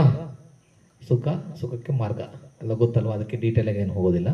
ಈ ಥರ ನಾವು ಸತ್ಯಗಳನ್ನು ಯಥಾರ್ಥವಾಗಿ ನೋಡಿದಾಗ ನಮ್ಮ ಪ್ರಜ್ಞೆಯ ಬಲ ಜಾಸ್ತಿ ಆಗ್ತದೆ. ಓಕೆ, ನಮಗೆ ಈಗ ಬರೀ ಕೇವಲ ನಾವು ದುಃಖ ಬೇಡ ಬೇಡ ಬೇಡ ಅಂತ ಅಂದ್ಕೊಂಡಿದ್ರೆ ಅದು ಕೆಲಸ ಮಾಡೋದಿಲ್ಲ. ಅದಕ್ಕೆ ನಾವು ಕೆಲಸ ಮಾಡ್ಬೇಕಲ್ವ? ದುಃಖ ಬೇಡ ಅಂತಂದರೆ ಸುಖ ಬೇಕು ನಮಗೆ ಅಂತ ಅಂದರೆ, ಸುಖ ಬೇಕು ಅಂದ್ಕೊಂಡ್ರೆ ಬರ್ತದಾ? ಬರೋದಿಲ್ಲ. ಅದಕ್ಕೆ ಸುಖ ಬೇಕು ಅಂತಂದರೆ ದುಃಖ ಇದೆ ಅಂತ ಅರ್ಥ. ಆ ದುಃಖ ಏನು ಅಂತಕ್ಕಂಥದ್ದನ್ನು ಫಸ್ಟ್ ತಿಳ್ಕೊಬೇಕಲ್ವಾ? ಕೆಲವ್ರಿಗೆ ಹೇಳ್ತಾರಲ್ಲ ನಮ್ಮಲ್ಲಿ ಜನಗಳು, ಬುದ್ಧದಮ್ಮ ಏನಪ್ಪ ದುಃಖದಿಂದ ಸ್ಟಾರ್ಟ್ ಮಾಡ್ತಾರೆ ಅಂತ ಅಂದ್ಬಿಟ್ಟು. ನನಗೆ ಸುಖ ಬೇಕು ಅಂತಂದರೆ ಆ ಸುಖ ಬೇಕು ಅಂತ ಅಂದ್ಬಿಟ್ಟು ಅಂದ ತಕ್ಷಣ ಅಲ್ಲಿ ದುಃಖ ಇದೆ ಅಂತ ಅಂದ್ಬಿಟ್ಟು ಅರ್ಥ ಅಲ್ವಾ? ಆ ದುಃಖ ಏನು ಅಂತ ಅಂದ್ಬಿಟ್ಟು ಅರ್ಥ ಆದರೆ ಅದಕ್ಕೆ ಕಾರಣ ನಾನು ಕಂಡುಕೊಂಡ್ರೆ ಮಾತ್ರ ನನಗೆ ಸುಖ ಸಿಗೋದಲ್ವಾ? ಬುದ್ಧ ಧರ್ಮದಷ್ಟು ಪಾಸಿಟಿವ್ ಇದು ಅಥವಾ ಬೇರೆ ಯಾವ ಇದರಲ್ಲೂ ಕೂಡ ನಿಮಗೆ ಸಿಗೋದಿಲ್ಲ. ದುಃಖದಿಂದ ಸ್ಟಾರ್ಟ್ ಆಗೋದಿಲ್ಲ. ಬುದ್ಧ ಧರ್ಮ ಸ್ಟಾರ್ಟ್ ಆಗೋದು, ಬುದ್ಧ ಧರ್ಮ ನಮ್ಮ ಈಗಿನ ವರ್ತಮಾನದಲ್ಲಿ, ಭೂತಕಾಲದಲ್ಲಿ, ಭವಿಷ್ಯತ್ ಕಾಲದಲ್ಲಿ ಎಲ್ಲ ಕಾಲದಲ್ಲೂ ಕೂಡ ಸುಖವನ್ನು ನೀಡ್ತಕ್ಕಂಥದ್ದು ಅಂದರೆ ಬುದ್ಧ ಧಮ್ಮ ಮಾತ್ರನೇ. ಯಾಕೆಂದರೆ ಅದು ವರ್ತಮಾನದಲ್ಲಿದೆ ಅಂತ ಅಂದ್ಬಿಟ್ಟು ಹೇಳ್ತದೆ, ಈ ಕ್ಷಣದಲ್ಲಿ ಇರಿ ನೀವು ಅಂತ ಅಂದ್ಬಿಟ್ಟು ಹೇಳ್ತದೆ. ಈ ಕ್ಷಣ ಅಂತಕ್ಕಂಥದ್ದು ಸತ್ಯ, ಆ ಸತ್ಯ ಸುಖವನ್ನೇ ಕೊಡ್ತಕ್ಕಂಥದ್ದು. ನೀವು ಹಿಂದಿನ ಕಳೆದು ಹೋದಂತಹ ಕ್ಷಣಗಳು ಭೂತಕಾಲದಲ್ಲಿ ಇದ್ದರೂ ಕೂಡ ಅದು ಕೇವಲ ಕಾಲ್ಪನಿಕ, ಅದು ಸತ್ಯ ಆಗ್ಲಿಕ್ಕೆ ಸಾಧ್ಯನೇ ಇಲ್ಲ, ಅದು ಬರೋದಿಲ್ಲ, ಯಾವುದೇ ಕಾರಣಕ್ಕೂ ಬರಲ್ಲ. ಭವಿಷ್ಯತ್ ಕಾಲ ಅದು ಕೇವಲ ಕಾಲ್ಪನಿಕ, ಅದು ಬರುತ್ತಾ, ಬಂದೇ ಬರುತ್ತೆ ಅಂದ್ಬಿಟ್ಟು ಗ್ಯಾರಂಟಿ ಇಲ್ಲ, ಬರ್ಬೋದು, ಬರ್ದೇನೂ ಇರ್ಬೋದು, ಅದು ಕೂಡ ಮಿಥ್ಯ. ಸತ್ಯದಲ್ಲಿದ್ದಾಗ ಮಾತ್ರ ನಮಗೆ ಸತ್ಯದ ಅರಿವಾಗ್ತದೆ. ಅವೆಲ್ಲ ಸತ್ಯಾನ್ವೇಷಿಗಳು, ಹಾಗಾಗಿ ಸತ್ಯದಲ್ಲೇ ಇರೋದಕ್ಕೆ ನಾವು ಪ್ರಯತ್ನ ಮಾಡಬೇಕು. ದುಃಖ ಮತ್ತು ದುಃಖಕ್ಕೆ ಕಾರಣ ತಿಳ್ಕೊಂಡ್ರೆ, ಆ ಕಾರಣ ತೆಗೆದಾಕಿದ್ರೆ ನಮಗೆ ಸುಖ ಸಿಗುತ್ತೆ. ಇವಾಗ ಅದಕ್ಕೆ ನೀವು ಒಂದು ಮಾರ್ಗವನ್ನು ಕೂಡ ಭಗವಾನ್ ಬುದ್ಧರು ಹೇಳಿದ್ದಾರೆ, ಅದು ಅರಿಯ ಅಷ್ಟಾಂಗಿಕ ಮಾರ್ಗ. ಆ ಮಾರ್ಗದಲ್ಲಿ ನಾವು ನಡೆದಾಗ ನಮಗೆ ಸುಖ ಸಿಗುತ್ತೆ. ಇದು ಪ್ರಜ್ಞೆಯ ಬಲ. 4 ಶ್ರದ್ಧಾ ಬಲದಲ್ಲಿ 4 ಯಾವುದು? ಬುದ್ಧ ಧಮ್ಮ ಸಂಘದಲ್ಲಿ ಮತ್ತು ಶೀಲದಲ್ಲಿ ಶ್ರದ್ಧೆ. ಓಕೆ, ಎರಡನೇದು ಈ ಶ್ರದ್ಧಾ ಬಲವನ್ನು ನಾವು ಜಾಸ್ತಿ ಮಾಡಿದಷ್ಟು ನಮಗೆ ಅಧಿಷ್ಠಾನ ಅಂದರೆ ನಾವು ಈ ನಿರ್ಧಾರ ತೆಗೆದುಕೊಳ್ತಕ್ಕಂತಹ ಕೆಪಾಸಿಟಿ ತುಂಬ ಸ್ಟ್ರಾಂಗ್ ಆಗ್ತಾ ಹೋಗ್ತದೆ. ನಾವು ತುಂಬ ವಿತಿನ್ ಫ್ಯೂ ಸೆಕೆಂಡ್ಸ್ ಒಳ್ಳೆ ನಿರ್ಧಾರವನ್ನು ಎಕ್ಸಾಕ್ಟಾಗಿ ಕರೆಕ್ಟಾಗಿ ತೆಗೆದುಕೊಳ್ಬೋದು. ನಿರ್ಧಾರವನ್ನು ತೆಗೆದುಕೊಳ್ತಕ್ಕಂತಹ ಕೆಪಾಸಿಟಿ ಜಾಸ್ತಿ ಆಗ್ತಾ ಹೋಗ್ತದೆ, ಯಾವುದು? ಶ್ರದ್ಧಾ ಬಲವನ್ನು ಜಾಸ್ತಿ ಮಾಡಿದ್ರೆ. ಓಕೆ, ಎರಡನೇದು ವೀರ್ಯಬಲ. ವೀರ್ಯಬಲದಲ್ಲಿ 4 ಯಾವುದು? ಸಂವರ, ಪಹಾಣ, ಭಾವನ, ಅನುರಕ್ಷಣ. ಓಕೆ, ಈ ಪ್ರಯತ್ನ ಬಲವನ್ನು ನಾವು ಜಾಸ್ತಿ ಮಾಡ್ತಾ ಮಾಡ್ತಾ ಮಾಡ್ತಾ ನಮ್ಮಲ್ಲಿ ಆಲಸ್ಯತನವನ್ನು ಕಂಪ್ಲೀಟಾಗಿ ನಾವು ನಾಶ ಮಾಡ್ತೀವಿ ಅಲ್ವಾ? ಕೋಸಜ್ಜ ಅದನ್ನು ನಾಶ ಮಾಡಿ ಪಗ್ಗ ಅಂದರೆ ಪೂರಿತವಾದ ಒಂದು ಪ್ರಯತ್ನವನ್ನು ನಾವು ಬೆಳೆಸ್ತಾ ಹೋಗಬೇಕು. ಓಕೆ, ಅದು ಜಾಸ್ತಿ ಆಗ್ತಾ ಹೋಗುತ್ತೆ. ಮೂರನೇದು ಸತಿಬಲ. ಸತಿಬಲದಲ್ಲಿ ಯಾವ್ಯಾವುದು 4? ಕಾಯಾನುಪಸನ, ವೇದಾನುಪಸನ, ಚಿತ್ತಾನುಪಸನ, ಧಮ್ಮಾನುಪಸನ. ಇವುಗಳನ್ನು ನಾವು ಬೆಳೆಸ್ತಾ ಏನಾಗುತ್ತೆ? ಉಪಠಾಣ ಮಟ್ಟ ಸಚ್ಚ ಅಂತಂದರೆ ಮಂದವಾಗಿರ್ತಕ್ಕಂಥ ಸತಿ ಅಂತಂದ್ರೆ ಏನು? ಜಾಗೃತ ಭಾವ. ಜಾಗೃತ ಭಾವ ಎಲ್ಲಿರ್ತದೆ ಅಲ್ಲಿ ನಮ್ಮ ಒಂದು ಮಂದವಾಗಿರ್ತಕ್ಕಂತಹ ಮನಸ್ಸು ಇರಲಿಕ್ಕೆ ಸಾಧ್ಯ ಇಲ್ಲ ಅಲ್ವಾ? ಮಂದವಾಗಿರ್ತಕ್ಕಂತಹ ಮನಸ್ಸನ್ನು ನಾವು ತೆಗೆದಾಕ್ತೀವಿ, ನಮ್ಮ ಜ್ಞಾಪಕ ಶಕ್ತಿ ಜಾಸ್ತಿ ಆಗ್ತಾ ಹೋಗ್ತದೆ. ಜಾಗೃತ ಮನಸ್ಸು ಅಂತಂದ್ರೆ ಏನು? ಆ ಕ್ಷಣದ ಒಂದು ಆ ಕ್ಷಣ ಸತ್ಯದ ಕ್ಷಣ, ಆವಾಗ ನಮ್ಮ ಜ್ಞಾಪಕ ಶಕ್ತಿ ಜಾಸ್ತಿ ಆಗ್ತಾ ಹೋಗ್ತದೆ. ಓಕೆ, 4ನೇದು ಸಮಾಧಿ ಬಲ. ಸಮಾಧಿ ಬಲದಲ್ಲಿ 4 ಯಾವುದು? ಅದನ್ನೆಲ್ಲಿ ನೋಡಬೇಕು? 4 ಧ್ಯಾನಗಳಲ್ಲಿ ನೋಡಬೇಕು, ಧ್ಯಾನದ ಸ್ಟೇಜಸ್ನಲ್ಲಿ. ಆವಾಗ ಏನಾಗ್ತದೆ? ಆ ವಿಕ್ಷೇಪವನ್ನು ನಾವು ತೆಗೆದ್ರೆ, ಆ ವಿಕ್ಷೇಪ ಅಂತಂತಂದರೆ ಚಂಚಲತೆಯನ್ನು ಮನಸ್ಸಲ್ಲಿರ್ತಕ್ಕಂಥ. ಸಮಾಧಿ ಅಂತಂದರೆ ಏಕಾಗ್ರಭಾವ ಅಲ್ವಾ? ಏಕಾಗ್ರ ಅಂತಂದರೆ ಒಂದು ಆಬ್ಜೆಕ್ಟ್ ಮೇಲೆ ಕಂಟಿನ್ಯೂಸ್ ಆಗಿ ನಮ್ಮ ಮನಸ್ಸು ಏಕಾಗ್ರತೆಯನ್ನು ಹೊಂದಿರುತ್ತೆ, ಸ್ಟ್ರಾಂಗ್ ಆಗಿರುತ್ತೆ. ಆಗ ನಮ್ಮ ಮನಸ್ಸಿನಲ್ಲಿ ಚಂಚಲತೆ ಬರಲಿಕ್ಕೆ ಸಾಧ್ಯನೇ ಇಲ್ಲ, ಮನಸ್ಸು ತುಂಬ ಪ್ರಶಾಂತವಾಗಿರ್ತದೆ. ಓಕೆ, ಮತ್ತು 5ನೇದು ಪಣ್ಯಬಲ. ಪಣ್ಯಬಲವನ್ನು ಎಲ್ಲಿ ನೋಡಬೇಕು?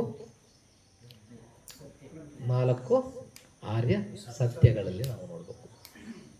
ಆಯಿತಾ? 4 5 ಅಂದರೆ 5 × 4 20. ಎಲ್ಲಿ ನೋಡಬೇಕು? ದಟ್ಟ ಬಸುತ್ತ ಅಂದರೆ ಏನು? ದರ್ಶನ ಮಾಡಬೇಕು. ಏನನ್ನು ನಾವು ದರ್ಶನ ಮಾಡಬೇಕು? ಇವನ್ನ. ಓಕೆ, ಇವನ್ನ ಮಾಡಿದ್ರೆ ಅವು ನಮ್ಮಲ್ಲಿ ಬಲವಾಗಿ ಪರಿವರ್ತನೆ ಆಗ್ತವೆ. ಇವು ಇಂದ್ರಿಯಗಳು ಹೌದು, ಇಂದ್ರಿಯಗಳನ್ನು ನಾವು ಕರೆಕ್ಟಾಗಿ ಅರ್ಥ ಶ್ರದ್ಧಾ, ವೀರ್ಯ, ಸತಿ, ಸಮಾಧಿ, ಪನ್ಯ, ಇವು 3 ಇಂದ್ರಿಯಗಳು ಅಂತ ಅಂದ್ಬಿಟ್ಟು ಫಸ್ಟ್ ಹೇಳ್ತೇವೆ. ಅವುಗಳನ್ನು ನಾವು ಸರಿಯಾಗಿ ನೋಡ್ತಾ ಅವು ಬಲಗಳಾಗಿ ನಮಗೆ ಪರಿವರ್ತನೆ ಆಗ್ತವೆ. ಆಗ ನಮ್ಮ ನಿರ್ಧಾರಗಳು ಚೆನ್ನಾಗಿರ್ತವೆ, ಆಲಸ್ಯತನ ಇರೋದಿಲ್ಲ, ಮತ್ತು ಜ್ಞಾಪಕ ಶಕ್ತಿ ಜಾಸ್ತಿ ಇರ್ತದೆ, ಚಂಚಲತೆ ಅನ್ನೋದು ಇರೋದಿಲ್ಲ. ಮತ್ತು ಪಣ್ಯಬಲ ಜಾಸ್ತಿ ಆದಾಗ ನಮ್ಮಲ್ಲಿ ಪ್ರಜ್ಞೆ ಜಾಸ್ತಿಯಾಗಿ ಯಥಾರ್ಥವಾಗಿ ಸತ್ಯವನ್ನು ಎಂಥ ಸಂದರ್ಭದಲ್ಲಾದರೂ ಕೂಡ ಸತ್ಯವನ್ನು ಯಥಾರ್ಥವಾಗಿ ಅರ್ಥ ಮಾಡ್ಕೊಳ್ತಕ್ಕಂತಹ ಕೆಪಾಸಿಟಿ ಜಾಸ್ತಿ ಆಗ್ತದೆ. ಓಕೆ, ಇದು ದಟ್ಟ ಬಸುತ್ತ ಅಂಗುತ್ತರ ನಿಕಾಯದಲ್ಲಿ ಬರ್ತದೆ. ಮತ್ತು ಧಮ್ಮಪದದಲ್ಲಿ ಬಲವಗದಲ್ಲೂ ಕೂಡ ಸುಮಾರು ವಿಚಾರಗಳಿದ್ದಾವೆ ಇದ್ರ ಬಗ್ಗೆ, ಅದನ್ನು ತೆಗೆದುಕೊಂಡಿದ್ದೇನೆ. ಈ ಧಮ್ಮದ ಬಗ್ಗೆ ಏನಾದರೂ ಅನುಮಾನಗಳಿದ್ದರೆ ಕೇಳಿ. ಅಂತಂದರೆ ಇವತ್ತಿನ ಧಮ್ಮ ಪ್ರವಚನವನ್ನು ನಾನು ಇಲ್ಲಿಗೆ ಮುಕ್ತಾಯ ಮಾಡ್ತೀನಿ. ಅವತ್ತು ಸ್ವಲ್ಪ